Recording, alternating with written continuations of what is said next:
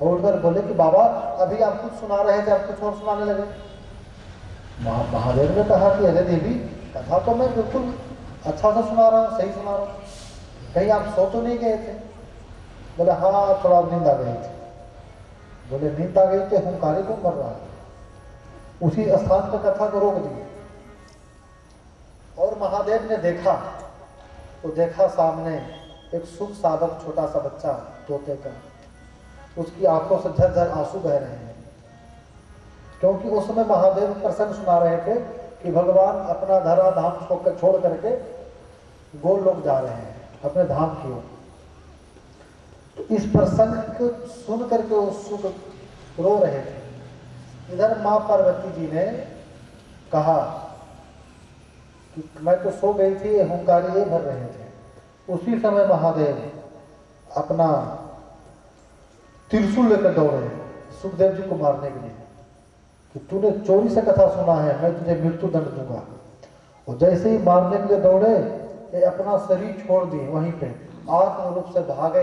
पीछे से महादेव, आगे से सुखदेव मुनि, भागते भागते भागते इधर वेद व्यास जी के धर्म पत्नी के उस समय वो कपड़े सुखाने के लिए छत पे डाल रहे थे।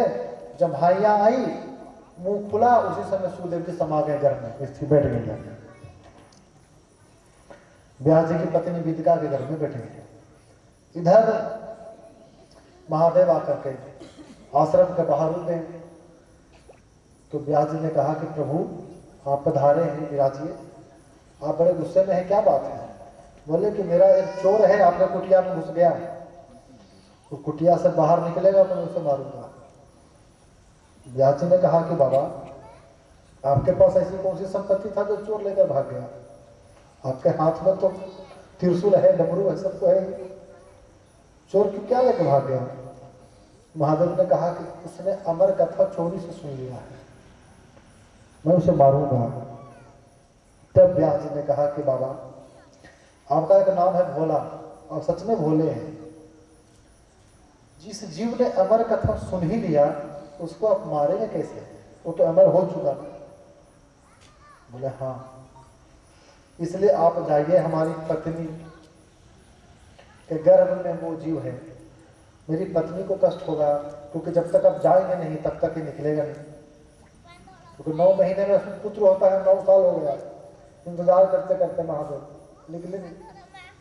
12 वर्ष हो गया, 12 वर्ष तक सुखदेव जी अपने माँ के गर्भ में हैं, बैठे हुए।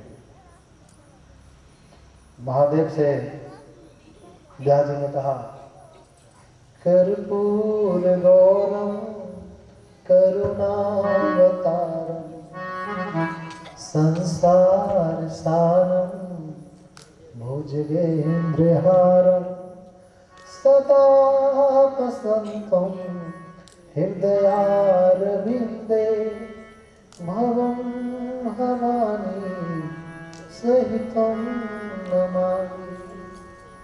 कुछ लोगों को ये लगता है कि महादेव काले हैं, काले नहीं है, गोरे हैं, कर्पूर जैसा गौर है, कर्पूर गौरव करुणावतारम, कर्पूर जैसा गौर। बाबा लौट गए। इधर व्यास जी ने कहा कि पुत्र महादेव चले गए, अब तो आजा, मेरी पत्नी को कष्ट हो रहा है। सुखदेव जी ने अंदर से ही आवाज आया कि नहीं आऊंगा अभी। तो बोले कि जब मैं आऊंगा तो भगवान की माया पकड़ लेगी, इसलिए स्वयं भगवान आकर मुझे वचन दे कि उनकी माया मुझे स्पर्श ना करे, तभी मैं आऊंगा।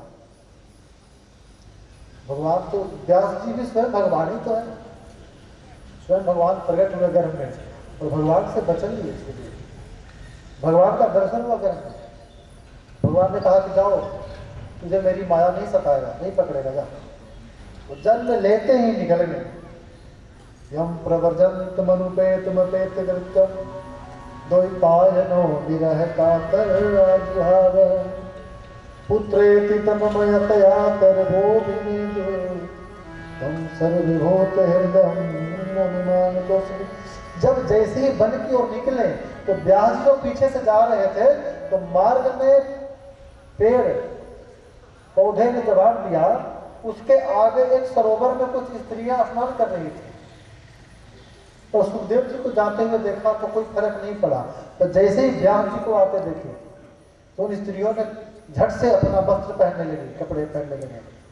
तो व्यास जी ने कहा कि बेटा, ये जो कपड़े आप अभी पहन रही हो, ये कपड़े तो आपको उसी समय पहनना चाहिए था जिस समय मेरा पुत्र सुखदेव जा रहा था। वो भी जवान है। बोले कि हाँ, पर आपके जो पुत्र श्री सुखदेव जी महाराज हैं वो परमहंस हैं, वो आत्मराम हैं। उनके नजर में, उनके दृष्टि में स्त्री क्या होता है, पुरुष क्या होता है, ये हाड़ चाट की नहीं शरीर देखते। वो तो आत्मा रूप में सबका दर्शन करते हैं। इसलिए आपके नजर में स्त्री पुरुष का भेद है, उनके नजर में नहीं। ऐसे सुखदेव जी हैं। जब ये बात सुने तो सुखदेव जी, व्यास जी लौट गए कुटिया में। उधर सुखदेव जी महाराज निराकार ब्रह्म की उपासना में बैठ गए किसी गुफा में। नारायणम निराकारम नर वीरम नरोत्तमम नरसिंहम नागनाथ च त्वं वन्दे नरकान्तकम्। वही नारायण है तो निराकार है। ओंकार की उपासना करने लगे, अपने मन बुद्धि को एकाग्र करके आत्मनिर्भर। इधर व्यास जी लौट गए। लौट के आने के बाद कुछ शिष्यों को उन्होंने भागवत जी का कुछ श्लोक सुनाया, सिखाया। और सिखा करके कहा कि भागवत महापुराण तो तैयार है, पर मैं इस पुराण को अपने पुत्र सुखदेव को सुनाना चाहता हूँ। मेरे दृष्टि में वो पात्र है, इसलिए उसको बुलाने का एक उपाय ही है कि जहाँ भी वो बैठा है उसके आसपास में भागवत जी के श्लोकों को गाया जाए। बोले ठीक है गुरुदेव। कुछ शिष्य लोग गए और जहाँ सुखदेव जी गुफा में बैठे थे उन्होंने उच्चारण किया, बरहा पीड़म नटबर बपु कर्णयो कर्णिकारं बिभ्रद्वासः कनक कपिशं वैजयन्ती चमालां रंध्रानवेनोर्धर सुधया पूरयन् गोपवृन्दै वृन्दारण्यं स्वपदरमणं राधिसंगीत। इस श्लोक को सुनते ही इस श्लोक में भगवान के रूप का, श्रृंगार का वर्णन है। भगवान बरहा पीड़म नटवर बपू टेढ़ी तान किए हुए अपने अधरों पर बंसी बजाते हुए मंद मंद मुस्कुरा रहे हैं। कनेर का पुष्प एक कानों में लगाए हैं, ऐसे पलट के जैसे दोनों कान में दिखाई दे रहा है। कानों में मकराकृत कुंडल पहने हुए हैं, तिरछी चितवन से निहार रहे हैं, बाल घुंघराले हैं प्रभु का। उनकी श्रृंगार स्वरूप का जब वर्णन हुआ, सुंदरता की जब वर्णन हुआ, तो सुखदेव जी का आंख खुल गया, समाधि टूट गई। जो मन निराकार में लगा था वह साकार के रूप माधुरी पे मोहित हो गया। पर बैठे रहे, ज्ञानी महापुरुष हैं, उन्होंने विचार किया कि देखने में सुंदर हो सकता है कोई इतना, पर क्या पता उसका स्वभाव कैसा हो। तो सुंदरता को लेकर क्या करना है, स्वभाव ही तो अच्छा होना चाहिए। उतने में दूसरी श्लोक गा दी कि पुतना स्तन कालकूटम जिगासिया।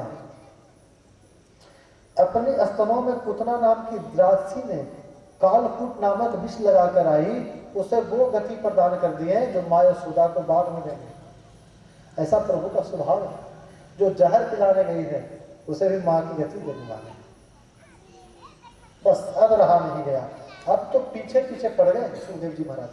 और इन दोनों शिष्य जो थे उनके आगे व्यास जी की ओर जाने लगे, तो सुखदेव जी ने कहा कि ठहरो भैया, और भी सुना कुछ। बोले अब मेरे पास नहीं है, तो बोले मेरे गुरुदेव के पास है। कितना है? बोले 18,000 श्लोक है। और जब कुटिया में गए तो देखे, ए आपके गुरुदेव? बोले हाँ। बोले तो मेरे पिता से है। बोले हाँ।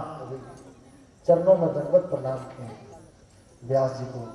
व्यास जी ने कहा कि बेटा, मैं तुझे श्रीमद् भागवत तब सुनाऊंगा जब तो पहले गुरु दीक्षा लेकर आ, किसी महापुरुष को गुरु बना।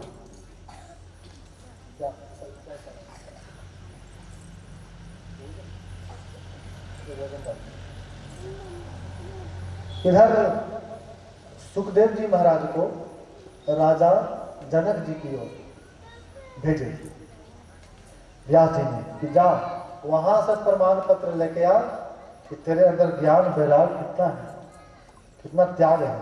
तभी तो जब गए